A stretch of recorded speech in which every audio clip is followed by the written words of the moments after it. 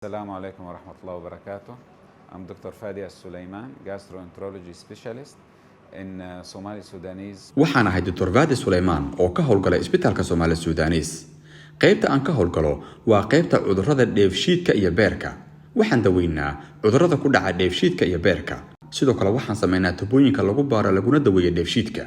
tubooyinkaas waxaan ku ogaanaa cudurrada ku dhaca hunguriga sida kansarka hunguriga, sidaas oo kale nabarrada uu gaasku ku sameeyo caloosha iyo cudurrada ku dhaca mindhicirrada. waxaan kaloo u isticmaalaa tubooyinkaas in lagu joojiyo dhiigga ka yimaada nabarrada ku dhaca caloosha ama xididada hunguriga marka ay dilaacaan. waxaan kaloo u isticmaalnaa in lagu soo jaro burooyinka qayb yar oo ka mid ah ama dhammaantood si loo baaro. sidaas darteed waxaan ku dhiirigelinaynaa dadka u baahan tubooyinka inay sameeyaan, maxaa yeelay wax dhibaato ah ma lahan. waxaan kaloo daweynaa dadka qaba fayraska keena cagaarshowga sida hepatitis B iyo C, annagoo u diyaarinaynaa baaritaankooda loogu talagalay iyo dawooyinkoodiba. From chronic liver disease.